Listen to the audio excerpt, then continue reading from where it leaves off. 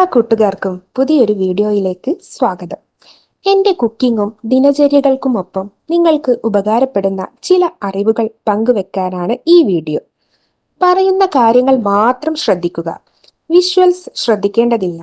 Educational purpose മാത്രം ഉദ്ദേശിച്ചുള്ള ഈ video കല്യാണം കഴിച്ചവർ മാത്രം കാണാൻ ശ്രമിക്കുക.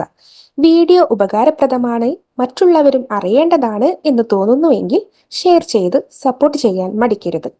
അപ്പോൾ നമുക്ക് വീഡിയോയിലേക്ക് കടക്കാം. നിങ്ങളുടെ പങ്കാളിയുടെ ദേഷ്യവും അക്രമവും കുറയ്ക്കാൻ എന്തെല്ലാം ശ്രദ്ധിക്കണം എന്നതാണ് നമ്മുടെ ഇന്നത്തെ വീഡിയോയിൽ നിങ്ങൾക്ക് ഷെയർ ചെയ്യുന്നത്. കലിപ്പന്റെ കാതാരിയായിരുന്നു ഒരു സമയത്ത് വളരെ ട്രെൻഡായി മാറിയിരുന്നത്. എന്തിനും ഏതിനും ദേഷ്യപ്പെടുന്ന പങ്കാളിയെ ആരാധിക്കുന്ന പലരുമുണ്ടാവും. എല്ലാവരും ആരോഗ്യകരമായ ഒരു ബന്ധം ആഗ്രഹിക്കാറുണ്ട്.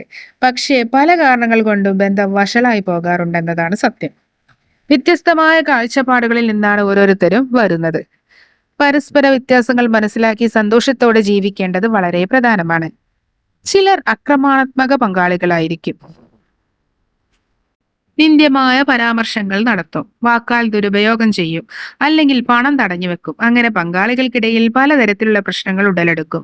ചില സമയത്ത് ഭക്ഷണത്തിന്റെയും ഫാഷൻ സെൻസിന്റെയും വ്യക്തിപരമായ തിരഞ്ഞെടുപ്പുകൾ പോലെ നിയന്ത്രിക്കുന്നവരുണ്ട്. ആദ്യമൊക്കെ ഇത് പലരും സഹിക്കുമെങ്കിലും പിന്നീട് ഇത് വലിയ പ്രശ്നങ്ങളിലേക്ക് നയിക്കും. അമിതമായി ദേഷ്യമുള്ളവരെ തിരിച്ചറിയാൻ ചില എളുപ്പമാർഗമുണ്ട് കേട്ടോ. എന്തുകൊണ്ടാണ് ദേഷ്യം എന്നത് നമുക്ക് നോക്കാം. ഒരു വ്യക്തിക്ക് ദേഷ്യമുണ്ടാകാൻ പല കാരണങ്ങൾ ഉണ്ടാകും. ചില സന്ദർഭങ്ങളിൽ ദേഷ്യം വരുന്നത് സ്വാഭാവികമാണ്. പക്ഷെ അമിതമായ ദേഷ്യം പലപ്പോഴും അത്ര നല്ല കാര്യമല്ല. ഹോർമോൺ അസന്തുലിതാവസ്ഥ, ജീവിത സാഹചര്യം, ജീവശാസ്ത്രപരമായ ഘടകങ്ങൾ, വൈകാരിക നിയന്ത്രണ കഴിവുകൾ, അനാരോഗ്യകരമായ കോപ്പിംഗ് മെക്കാനിസങ്ങൾ എന്നിവ മാനസിക ഘടകങ്ങളിൽ ഉൾപ്പെടുന്നു. പാരിസ്ഥിതിക ഘടകങ്ങളിൽ സാമൂഹികവും സാംസ്കാരികവുമായ സ്വാധീനങ്ങൾ, കുടുംബത്തിന്റെ ചലനാത്മകത, അക്രമം അല്ലെങ്കിൽ ആഘാതം എന്നിവ ഉൾപ്പെടുന്നുണ്ടെന്നതാണ് പ്രധാനം. ഇത്തരക്കാരെ എങ്ങനെ കൈകാര്യം ചെയ്യുമെന്ന് നോക്കാം. സന്തോഷവും സമാധാനവുമാണ് എപ്പോഴും വലുത്. ഒരു ബന്ധത്തിൽ സന്തോഷമില്ലെങ്കിൽ അതിന് യാതൊരു അർത്ഥവുമില്ല. പങ്കാളിക്ക് ഒരു പ്രശ്നമുണ്ടെന്ന് മനസ്സിലാക്കിയാൽ അതിനെ മാറ്റാനുള്ള വഴികളാണ് കണ്ടുപിടിക്കേണ്ടത്. അവരെ അത് മനസ്സിലാക്കി കൊടുക്കേണ്ടതും പ്രധാനമാണ്. അവരെ അതിൽ നിന്ന് പുറത്തു വരാൻ പ്രോത്സാഹിപ്പിക്കുക. ഉദാഹരണത്തിലൂടെ അവരെ പ്രോത്സാഹിപ്പിക്കുക. ചിലപ്പോൾ അവരെ നിങ്ങളെ എതിർക്കാനുള്ള സാധ്യത കൂടുതലാണ്, അല്ലെങ്കിൽ സന്തോഷത്തോടെ നിങ്ങളോടൊപ്പം ആ യാത്രയിൽ അവർ പങ്കുചേരാനുള്ള സാധ്യതയും കൂടുതലാണ്. ദേഷ്യമുണ്ടാകുന്നത് സ്വാഭാവികമാണ്, പക്ഷെ ആ ദേഷ്യത്തെ അംഗീകരിക്കാൻ ശ്രമിക്കുക.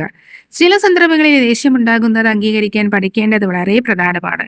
പക്ഷെ ദേഷ്യം അക്രമമായി മാറാൻ അനുവദിക്കരുത്. അത്തരം സന്ദർഭങ്ങളെ കൃത്യമായി നിരസിക്കാനും എതിർക്കാനും പഠിക്കുക.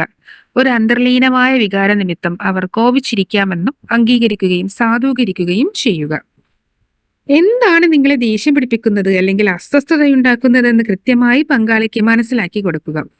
സ്വീകാര്യമല്ലാത്തത് എന്താണെന്ന് നിങ്ങളുടെ പങ്കാളിയെ അറിയിക്കുകയും അത് ചെയ്യാതിരിക്കാൻ അവരെ ഉപദേശിക്കേണ്ടതും വളരെ പ്രധാനമാണ്. കാരണം ഇത് പ്രശ്നങ്ങളെ ഒഴിവാക്കാൻ ഒരു പരിധിവരെ സഹായിക്കും. വ്യക്തമായ അതിരുകളുള്ളതും അവരുടെ പ്രവർത്തനങ്ങൾക്കും ഒരു ദൃഢമായ അനന്തരഫലങ്ങൾ പട്ടികപ്പെടുത്തുന്നതിനും സഹായിക്കും. പങ്കാളിയെ പ്രകോപിപ്പിക്കുന്നത് എന്താണെന്ന് കൃത്യമായി മനസ്സിലാക്കുക. ചില ചെറിയ കാര്യങ്ങൾ അല്ലെങ്കിൽ സ്വഭാവങ്ങളായ പങ്കാളിയെ പ്രകോപിപ്പിക്കാൻ കാരണമാകുന്നുണ്ടെങ്കിൽ അത് ഒഴിവാക്കാൻ ശ്രമിക്കുക. ഒഴിവാക്കാൻ പറ്റുന്നതാണെങ്കിൽ അത് ഒഴിവാക്കാൻ ശ്രമിക്കുക. ബന്ധത്തിനുള്ളിൽ അവർക്ക് സുരക്ഷിതത്വം തോന്നാൻ അവരുടെ ട്രിഗറുകൾ തിരിച്ചറിയേണ്ടതും അത്യാവശ്യമാണ്. പങ്കാളിയുടെ ട്രിഗറുകൾ അറിയുകയും ശാന്തവും സമാധാനവും സന്തോഷവും വാത്സല്യവുമുള്ള ചെറിയ നിമിഷങ്ങളിൽ അവരെ പിന്തുണക്കുകയും ചെയ്യുന്നതിലൂടെ ആരോഗ്യകരമായ ഒരു ബന്ധം വളരുന്നുണ്ട്. അപ്പോൾ ഇതുപോലെ മറ്റൊരു വീഡിയോയുമായി വീണ്ടും കാണാം. അതുവരേക്കും ബൈ.